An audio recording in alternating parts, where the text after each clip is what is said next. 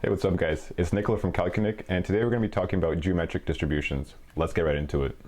So we're going to start the video by talking about when to actually use a geometric distribution and what the formula for them is. If you already know this and just wanted to see some examples, feel free to skip ahead. I have all the time cards in the description. Otherwise, let's get started. So we want to use a geometric distribution when the trials will stop after one success. And we also want to see a constant probability. So the probability of a success happening doesn't change throughout the trials. To solve these, we want to identify two variables, p being the probability of a success occurring, and x, the number of trials performed in total. And so our formula is pretty similar to that of a binomial distribution. We have only one success at the very end, and so the probability of one success happening is just p. And we have x minus 1 failures remaining, and the probability of a failure happening is just 1 minus p. And because there's x minus 1 of them, to the power of x minus 1. And also, we know that the only success happens at the very end, and so there's only one way to arrange successes and failures, so we don't need a coefficient, like in a negative binomial or binomial distribution.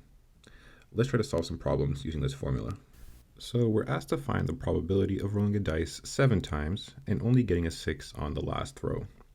We notice that we have a constant probability. The probability of rolling a 6 is the same. Every single time you roll a dice, it's 1 over 6. And indeed, we're wishing to stop after our one success on the last throw, getting a 6. And that's going to be after throwing a dice 7 times.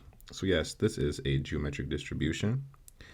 Writing out the variables, we have that x, the total number of trials, is equal to 7. And p, the probability, is 1 over 6. And so to calculate this, we do p of x equals 7 for a geometric distribution. It is going to be p, in our case 1 over 6, times 1 minus p, 1 minus 1 over 6 to the power of x minus 1, or 7 minus 1. This simplifies to 1/6 times 5 over 6 to the power of 6. And if we put this into our calculator, we get that this is approximately 0.0553. So it says, suppose the chance of winning a free coffee at a local shop is 0.05 every time you purchase an item. So there's some kind of promotion going on. And what is the probability that you win for the very first time on the 8th day you visit the shop?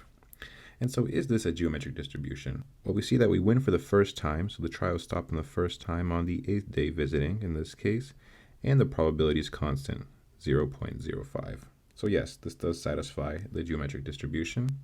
We have that x, the number of total trials, is equal to 8 in this case, 8 on the 8th day visiting the shop. And p, the probability of winning a coffee on any particular day, is 0.05. And so to solve this, we just put it into our equation. We have the probability that x equals 8 is equal to p, or 0.05, times 1 minus p, 0.95, to the power of x minus 1, in our case 7, and putting this into our calculator, we get approximately 0.03492. So for our last question, we have that there is a 25% chance that a granola bar from a certain production line contains peanuts. And so A, what is the probability that an inspector checks 3 bars before finding one with peanuts in it? And B, suppose the probability of the inspector checking n bars before finding one with peanuts is about 5.9%, give an approximation for n. And so we'll start with A. We see that this is a geometric distribution because we're stopping when we find one with peanuts. We have a constant probability, the 25%, and we're checking 3 bars before finding the one with the peanuts. So for A, we have that p, the probability, is 0.25, a nice round number, and x is actually not equal to 3 because we're checking 3 bars before finding the one with peanuts, and so in total we're checking 3 plus 1, 4 bars, so x equals 4. The probability of this is just p of x equals 4, and into the equation that goes, we have p, which is 0.25, times 1 minus p, so 0.75, to the power of x minus 1. 4 minus 1, that's 3. This is exactly equal to 27 over 256, or for an approximation, this is 0.1 0.10547. Moving on to part B, this question is a little different than the previous. We already have the probability, the answer 5.9%, and we're saying find n given this probability, and n is the number of bars we check before finding the one with peanuts. And in this case, p once again is 0.25, but in this case, x is not a known number, it's n plus 1. However, we know that the probability when x is equal to n plus 1, it's equal to 5.9% or 0.059. Let's see if we can solve this. So we have p of x equals n plus 1.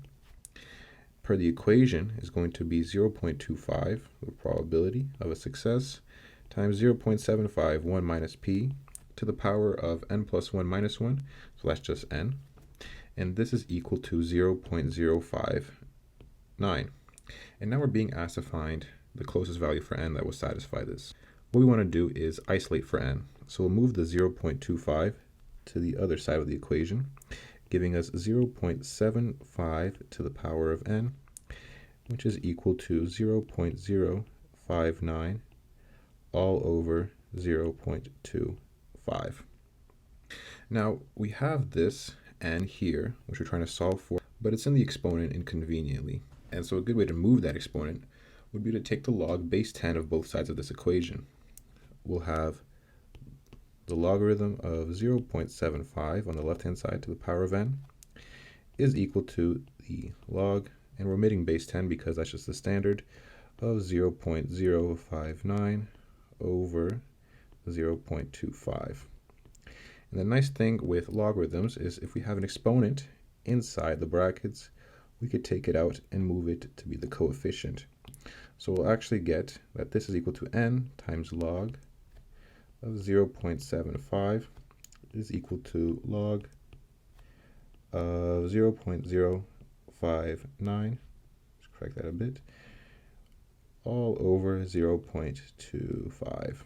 And then isolating for n, we get that n is equal to log of 0.059 over 0.25, and that's going to be all over, log of 0.75. And to solve this, we just put this into our calculator, and we get that n is approximately equal to 5.09. And since we can't have a fraction of checks, we assume that n is equal to 5, the closest whole number. And we could actually check to make sure this works. By inputting this into our original equation, we have the probability of x is equal to n plus 1, or in our case now 6, because n is 5, is equal to 0.25 times 0.75, 1 minus p, to the power of x minus 1, in this case 5. And this is approximately equal to 0.05933, really close to the required probability of 0.059. And so therefore, n equals 5 is the correct answer. Alright guys, thank you so much for watching. If you had any questions about the video or just other video suggestions, drop them down in the comments below. I do try to get to all of them. And if you enjoyed the video, if you learned something, drop a like and subscribe. It really helps me grow my channel, reach a greater audience, and hopefully help more people with math. That's all for me. Till next time.